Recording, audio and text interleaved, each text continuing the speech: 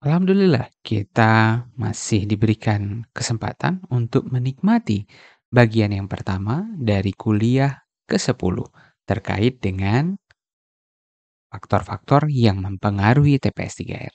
Kali ini adalah video yang terakhir yang berbicara tentang faktor yang mempengaruhi kinerja dari TPS 3R. Apa saja faktor-faktor yang mempengaruhi bagian yang paling akhir, yaitu output dari TPS 3R.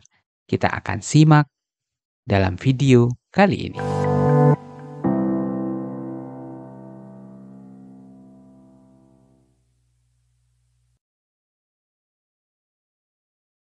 Ini yang kita akan perhatikan di tugas yang kali ini.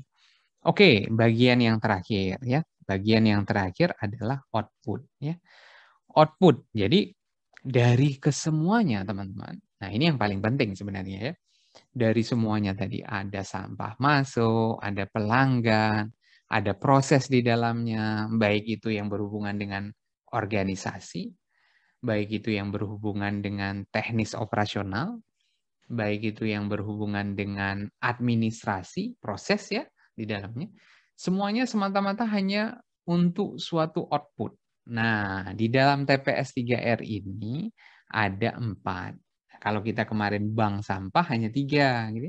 Produk berupa sampahnya, kemudian perkembangan nasabahnya, kemudian ada nilai ekonomi. Nah, di TPS 3R ini nambah 1 jadi 4. Produk jelas, produknya ada apa saja, tapi beragam juga ya produk di TPS 3R.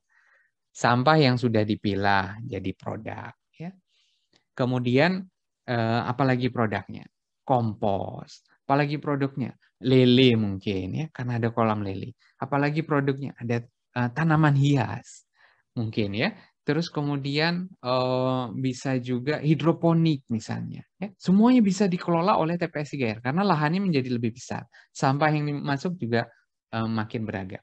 Semakin bagus produknya, semakin beragam produknya, semakin luar biasa. Jadi produknya. Kemudian perkembangan nasabah. Ya. Kita lihat tadi bahwa ada indikasi kalau pelanggannya besar, ya, sampah yang masuk banyak, sehingga proses yang terjadi di sana bisa lebih memadai. Nah, inilah butuh perkembangan nasabah. Semakin hari catatannya semakin bagus. Bulan ini sekian, bulan ini sekian, bulan ini naik lagi, naik lagi, dan seterusnya. Sehingga seluruh warganya bisa dilayani dengan baik. Jadi kalau ada pengelola bilang, wah ngapain nambah-nambah terus pelanggannya, segini aja udah kesusahan. Nah, berarti ada sesuatu yang tidak dipahami dengan baik. Seharusnya pelanggan bertambah, jenis pelanggan bertambah, ini akan membawa keuntungan yang besar. Gitu ya.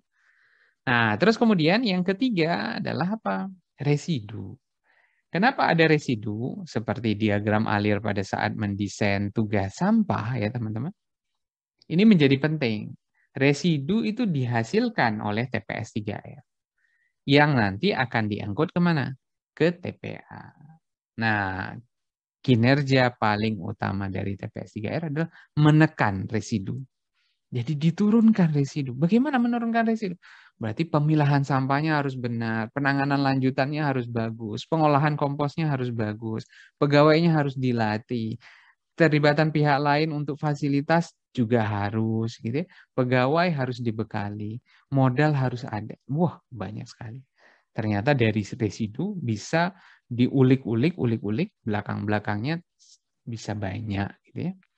Nah, yang keempat adalah faktor sebenarnya ini akumulasi dari 1, 2, 3 gitu ya. Produknya banyak, pelanggannya banyak, residu rendah gitu ya. Nilai ekonomi naik, gaji pegawainya naik. TPS 3R gaji pegawainya 3 juta misalnya atau 20 juta per bulan. Wah, nggak mesti harus kerja di tambang kerja 20 juta per bulan. Ternyata di TPS 3R bisa gajinya tinggi juga. Berdasarkan apa? Berdasarkan tadi. Gitu ya. Nah, ini menjadi bagian dari TPS 3R. Nah, mungkin saya akan coret-coret sedikit deh. Sampai di sini ada yang ingin ditanyakan? Saya akan ini sedikit ya. Oke, saya akan coret-coret sedikit di bagian akhirnya saja ya. Nah, di sini nih ya. Ini yang saya share lembar kosong benar nggak? Benar, Pak. Iya, Pak. Nah, ini TPS 3R ya. TPS 3R. Tadi kita bicara ada inputnya ya. Inputnya ada dua, ada sampah, kemudian ada orang yang menghasilkan sampahnya, disebut sebagai pelanggannya ya.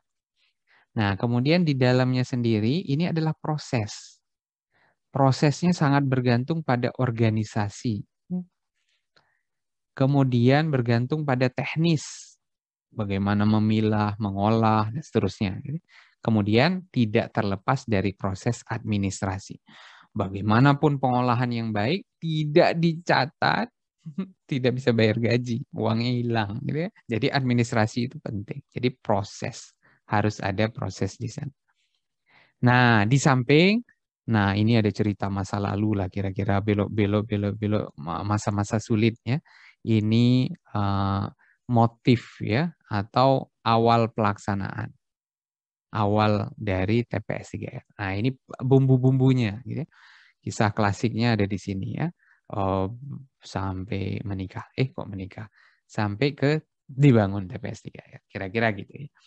Terus kemudian dari cerita 1, 2, 3 gitu ya, akan menghasilkan outputnya. Nah, output ini yang akan mempengaruhi kinerja dari TPS 3R gitu ya.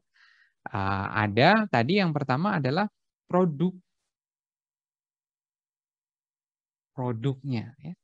Kedua ya adalah apa? Pelanggannya. Naik nggak ya pelanggannya? Yang ketiga adalah residu. Jadi yang keempat adalah nilai ekonominya. Nah, bagaimana 1, 2, 3, 4 ini? Ya, bisa saja.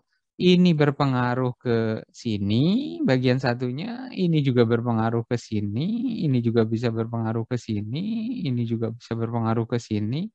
Ini juga sama bisa berpengaruh. Jadi, ini adalah benang kusut. Nah, teman-teman diminta untuk mengurainya. Ya. Jadi, lihat dulu permasalahannya seperti apa, barulah solusinya seperti apa. Nah, selanjutnya apa? Kita akan masuk kasus.